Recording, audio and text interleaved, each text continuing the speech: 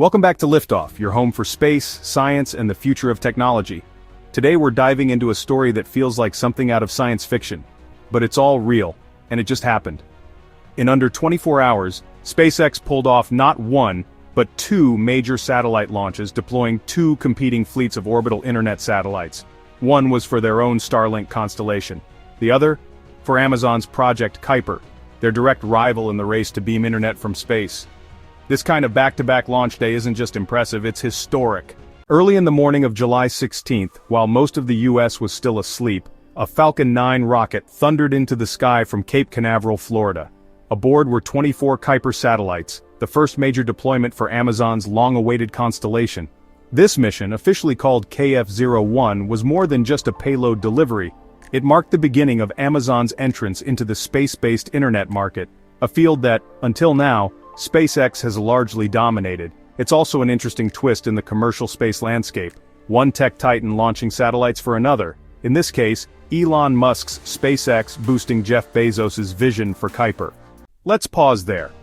Because this collaboration isn't as surprising as it might seem. SpaceX isn't just a rocket company, it's also a launch services provider. That means it'll fly anyone's hardware, even if they're a direct competitor, as long as the check clears.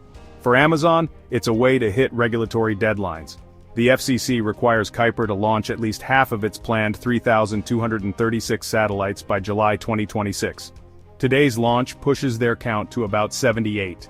It's a small fraction, but a necessary start. What made this launch even more impressive was what happened after.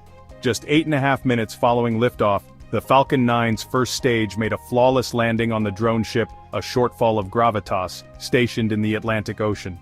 The precision and reliability of these landings have become almost routine, but they're still one of the most revolutionary elements of modern spaceflight. Each landing saves millions of dollars and enables rapid reusability.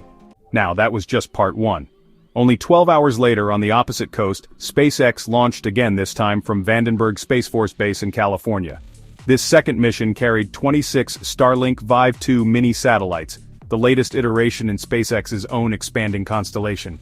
These V2 Minis come with enhanced capabilities, including better bandwidth, advanced onboard processing, and the ability to communicate with one another via laser links, allowing for faster global data routing without touching ground stations.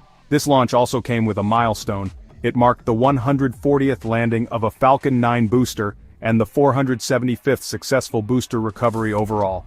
Just pause and think about that number. Nearly 500 rockets, recovered and reused. SpaceX isn't just launching fast, it's industrialized the process of getting to space and coming back.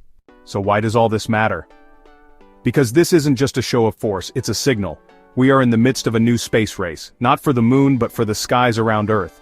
At stake, the ability to provide low-latency internet access to every corner of the globe, remote villages, cargo ships, Arctic research stations, disaster zones. Starlink already has nearly 8,000 satellites in orbit and is operational in dozens of countries.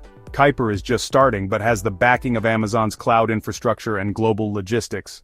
And yet this boom in orbital internet raises important concerns. Astronomers warn about the growing brightness of satellites interfering with telescopes and sky observations. There's also the risk of space debris, collisions, and the sheer crowding of low Earth orbit. These mega-constellations may revolutionize communication, but they also demand responsible planning. To SpaceX's credit, they've taken some steps. Their satellites are equipped with autonomous deorbiting systems, and they've made commitments to reduce reflectivity. Still, the debate continues.